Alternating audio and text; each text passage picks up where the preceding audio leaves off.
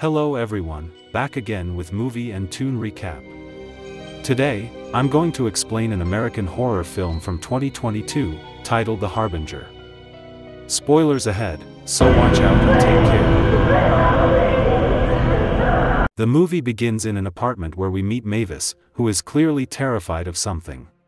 She injured her arm by scratching at it, trying to wake herself up, and suddenly, a man with the head of a bird enters her room. The building manager, Jason, becomes concerned when he hears Mavis crying. He enters her apartment and shakes her out of a deep sleepwalking trance to find she has hurt herself while trying to wake up. Seeing her messy state, Jason suggests Mavis reach out to someone who can help. Mavis contacts her estranged friend, Monique Cartwright, who she once helped prevent from committing suicide. Monique is living with her father, Ronald, and brother, Lyle, all of them under stay-at-home orders due to the COVID-19 pandemic, and despite their worries about her breaking quarantine, Monique decides to visit Mavis. Before leaving, Monique leaves behind a drawing of a sparrow, a nickname given to her by her parents, and Lyle enters her room to say goodbye. On her way to Mavis' apartment, Monique runs into Mavis' angry neighbor, Crystal, who is upset about quarantine rules, and also meets Edward, a sick little boy who lives in the apartment above Mavis. When Monique and Mavis finally reunite, Mavis shares that she has been having terrible nightmares and is struggling to wake up from them. She explains that a haunting figure is controlling these dreams, and recently, it even threatened to kill her, and Mavis believes that if this happens, everyone in the real world will forget about her. That night, Monique sleeps beside Mavis, but has her own unsettling dream where her dead mother speaks to her in a kind voice that suddenly turns dark and threatening. The next day, during a video call with Lyle, Monique is shocked to find out that their father is sick, and the call is interrupted by strange noises from upstairs. Suddenly, the boy from upstairs crashes through Mavis' ceiling, and the terrified Monique sees a hooded figure in the doorway, like a plague doctor. Edward tells Monique that the dark figure is happy to meet her, and Monique suddenly wakes up, realizing she was still in her dream all along.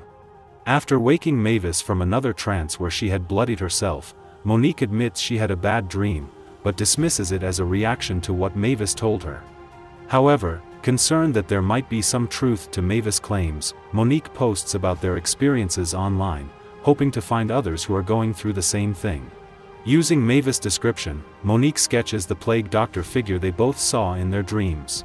Monique soon realizes she is stuck in Mavis' apartment when the building manager slips a letter under the door, informing the tenants that someone in the building tested positive for COVID-19. The situation becomes even more emotional when they find out that Edward, the sick little boy upstairs, has died unexpectedly. That night, Monique has another set of disturbing nightmares, where she finds herself as a child, alone with her mother.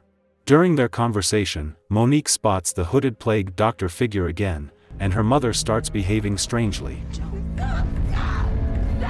Still dreaming, Monique suddenly finds herself in a truck filled with bodies, and as she escapes, she turns back and sees a man without a nose.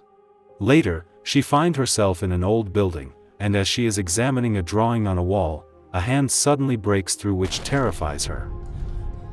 Monique encounters Edward again, who tells her he can help her wake up, before injecting a syringe into her head.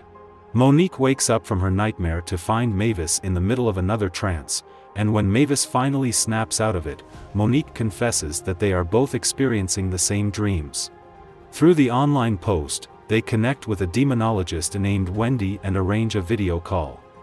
Wendy becomes alarmed when Monique shows her the sketch of the plague doctor. She identifies the figure as the Harbinger, a supernatural being that spreads through fear, planting psychological seeds that cause people to believe in its existence. Wendy urgently tells them to delete the online post and burn the sketch to prevent others from falling victim to the Harbinger. Wendy confirms that the Harbinger has the terrifying power to alter reality, erasing people from existence as if they were never born. However, she explains that small relics or mementos are sometimes left behind, remnants of their erased lives. Wendy believes she has spoken to others like Monique and Mavis before, but she no longer remembers them. She also reveals that there is no way to stop the Harbinger, and frustrated with Mavis getting agitated, Wendy abruptly ends the call. Struggling to remember how the Harbinger first entered her life, Mavis shows Monique a photograph of a man she no longer recognizes. She theorizes that he must have been someone she once loved, but he vanished from existence without a trace. That night, Monique has another nightmare where her father Ronald and brother Lyle criticize her for breaking quarantine rules, before locking her in her room. Monique becomes frightened when the Harbinger appears in her room, driving her to break down the door, and the Harbinger disappears. The encounter transports Monique to a funeral home, where she is chased by Edward. She runs into a morgue and hides, but Edward, who is now holding a saw, finds her.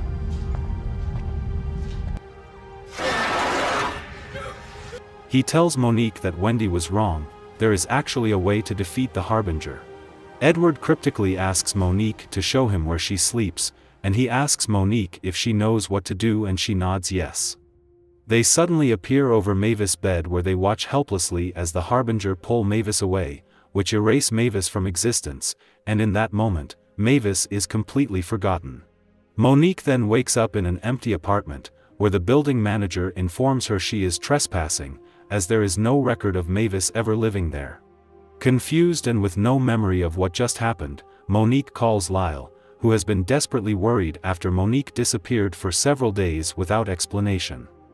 Monique can't explain why she is in the city, so she returns home with no memory of Mavis ever existing. To justify her confusion, the Harbinger alters reality further, making it seem like Monique has always been on heavy medication, which explains her memory lapses and why she can't recall her trip. Back at the Cartwright home, Monique has another disturbing dream about the Harbinger. In it, she pleads with the entity to spare her because her family needs her, but the Harbinger coldly reminds her that she once wanted to erase herself when she tried to take her own life. Fueled by anger, Monique fights back, grabbing the saw she hung on the wall, and in a desperate struggle, brutally decapitates the Harbinger. Still in the dream, Monique is visited by Edward, who congratulates her on killing the Harbinger after seeing its corpse. Monique thanks Edward for his help, and he asks her if she is ready to wake up. He then takes her to a bed outside in the snow, and Monique wakes up at home to find that she had been asleep for 3 days. The good news is that her whole family has tested negative for COVID, and Monique contacts Wendy to tell her that the ordeal is over.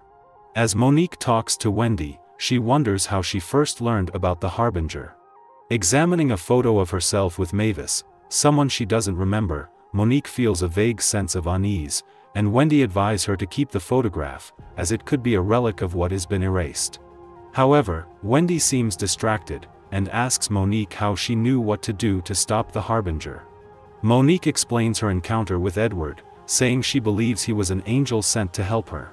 However, Wendy warns that the Harbinger can take any form in a dream, including those of people you think are helping you, and everyone you meet in that version of reality could be the demon in disguise.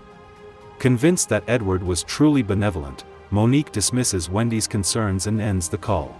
Suddenly, the Harbinger bursts into Monique's room, and drags her away into the darkness. Hearing the commotion, a neighbor comes to check on the house and finds Lyle in a trance-like state.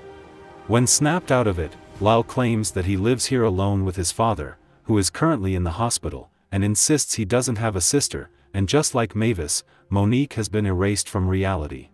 Ronald returns home after battling with COVID, and while Lyle is optimistic about their future, Ronald remains uneasy. He expresses his fear that the harsh reality of the lockdown will leave a lasting scar on their lives, warning Lyle that an even darker force may be looming on the horizon. As he heads upstairs to rest, Ronald stops in confusion when he spots Monique's Sparrow sketch on the floor. In his eyes, we can see the man is trying to remember a loved person that got erased from his mind. Okay guys, that's all the recap about the Harbinger from 2022. Thanks for watching, see you again in the next video.